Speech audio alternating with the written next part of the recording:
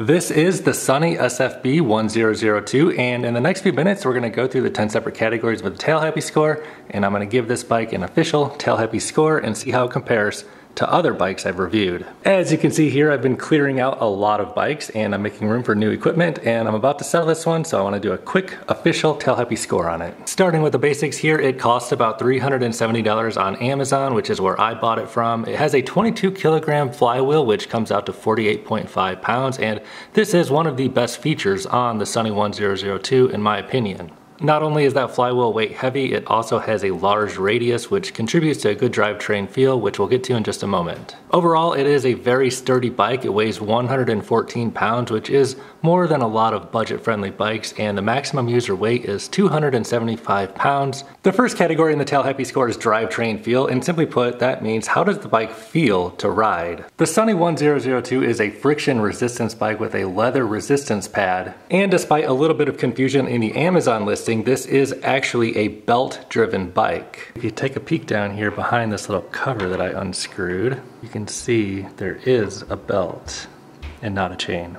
In general, the Sunny 1002 is an excellent feeling bike to ride with that really heavy flywheel and the massive radius of this flywheel. Without overcomplicating it, I really like the drivetrain feel of the 1002, and I give this bike a 7 out of 10 on drivetrain feel. Maximum resistance is the next category in the TAILHAPPY score, and simply put, what is the maximum resistance of this bike? Unlike magnetic resistance bikes, friction resistance bikes really don't have a true maximum resistance, because you can crank that thing up basically until it just acts like a brake and completely stops the flywheel from moving. Flywheel mass is not the end-all be-all in terms of indoor cycling bikes. However, on the Sunny 1002, since it is a friction resistance bike, having that massive 48.5 pound flywheel on this thing really contributes to a smooth feeling resistance while you're towards the top end of the maximum resistance spectrum. Some friction resistance bikes do start to feel pretty choppy on the top end of the spectrum of the resistance range. However, since this bike does have a really heavy and large radius flywheel, it really helps smooth out the resistance feel when you start to crank that resistance up really high. So for that reason, on the Sunny 1002, I give this bike a 9 out of 10 on maximum resistance. The next category is metrics. What sort of metrics can you get while riding the Sunny 1002? Well, as you can see up here on the dashboard area, there are absolutely no electronics on this bike whatsoever. There are no sensors. However, as you probably already know, you can simply add a Wahoo cadence sensor down to the crank arm and get your feedback for some metrics. Since the 1002 is a friction resistance bike with this physical resistance knob, you're not going to get a number displayed for your resistance in terms of a number. Also, in terms of power output, unless you swap out these pedals right here for some power pedals or something, you're just not going to get your power output on this bike. I actually really do like the fact that they don't add some cheap electronics to this bike just to tick a few boxes and give you some kind of bogus metrics really. They just kind of keep it simple down to the bare bones, and you can add whatever electronics you would like to this bike and build it out how you would like to. So in terms of metrics, I'm going to have to give the Sunny 1002 a 1 on the metrics. Moving on to the next category of the TAILHAPPY score is features. So what kind of features does this bike have? There's no automatic adjusting resistance, there's no Bluetooth, there really isn't a lot of features on this bike whatsoever. Like I mentioned before, it is a very bare bones bike. So for the features, I'm gonna have to give this bike a 1 out of 10. The next category in the TAILHAPPY score is adjustability, and that is basically how adjustable is the bike. As you can see here up on the front, the handlebars raise and lower, and you do click into a hole, and the holes are spaced kind of far apart. Additionally, you do not get the ability to move the handlebars forwards and backwards. Instead, they're locked in place in terms of forwards and backwards. Coming around back here, you can see that the adjustments for raising and lowering the saddle height have holes to click into, and they're spaced kind of far apart. And really what that boils down to is you're not going to be able to fine tune your saddle height. Additionally, you can move the seat forwards and backwards with holes to click into. And even though you don't get micro adjustments on this portion of the saddle adjustment in terms of forwards and backwards, you can slide the saddle along these rails to fine tune your position. There is a good range of adjustments on the 1002. The saddle height does come up to one of the highest saddle positions out of many of the bikes I have here. The handlebars do drop down really low, however, they don't come up quite as high in relation to how high you can raise the saddle. In terms of adjustability, I give this bike a 7 out of 10. And that leads me straight into the next category, which is comfort, and I do find that this bike is a comfortable bike to ride.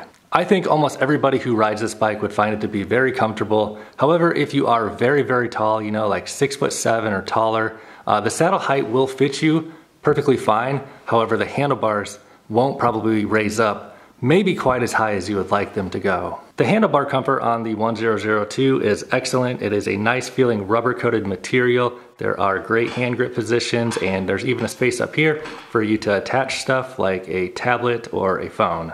I find the saddle on the 1002 to be perfectly comfortable. It is relatively narrow and it has a good feel to it. It feels like a high quality saddle. The pedals on the 1002 are perfectly acceptable. There is a cage style on one side and just a flat pedal on the other side.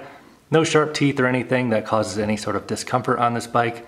I do like the pedals on this bike. Taking a look at the resistance knob here, it is a nice plastic kind of feel material. It has a perfectly acceptable feel to it. And the same exact knob is used on all the other adjustment points on the bike. This is what the bike looks like with the handlebars on max height and also the saddle on max height, which I should point out, I'm 6'5". I do not ride with the saddle that high, but if you're taller than me, you know, if you're like 6'8" or 6'9", you might find a little bit of discomfort in this bike because the handlebars might not come up high enough for you to be comfortable. At my height of 6'5", I ride with the saddle on this adjustment, which is adjustment number 7, and I find this to be comfortable for me.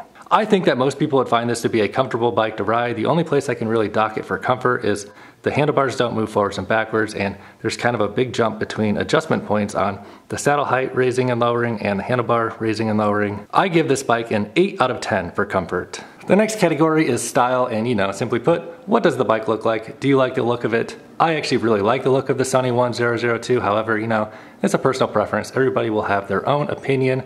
I do really like the exposed chrome flywheel on the 1002. I also like the look of the exposed leather resistance pad, and I think the chrome accents on this bike do look good, and I give this bike an 8 out of 10 for style. The next category in the TAILHAPPY score is convenience, and that takes into account joining an instructor-led class, you know, not just getting on the bike and riding, but, you know, getting your feedback, your metrics and stuff while you do a ride. So since the 1002 does not come with a screen on it or any sort of electronics, you will need to remember to keep your tablet charged and hook up your phone and like a Wahoo cadence sensor and link all that stuff up before you jump on and do a ride if you want your metrics. Additionally, if you're gonna join, you know, like Apple Fitness Plus or the Peloton digital app, you're gonna have to remember to keep your tablet charged, and you know, like there's no like power outputs or anything like that on this bike. So if you are using this bike for the Peloton digital app or Apple Fitness Plus, you know, and you're gonna do an instructor-led class, it's not the most convenient bike for that sort of thing. You know, it's not nearly as convenient as just hopping on the Peloton bike and having all of that stuff up there on the bike ready to roll for you. So for the 1002, I am gonna give this bike a 4 out of 10 for convenience, but you know, like I said, that's just for joining an instructor-led class and also hooking up metrics and stuff.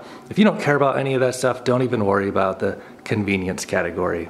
The next category in the TAILHAPPY score is initial quality impressions, and this is basically how do I feel about the quality of the bike's build. Compared to a lot of other bikes I've reviewed in the budget category, you know, this thing is like under $400, and I do feel like this is one of the most sturdy and well-built bikes I have ridden.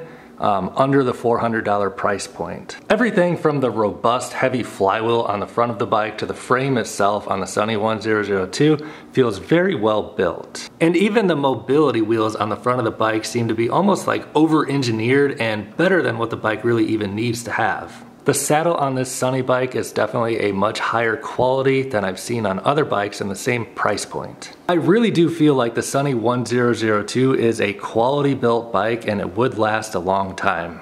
And I do know many of you have bought this bike and have been using it for several months now, so please share your opinion down in the comment section. How do you feel like your Sunny 1002 is holding up? How do you feel about the quality long term? Please leave a comment and share with other people how you feel.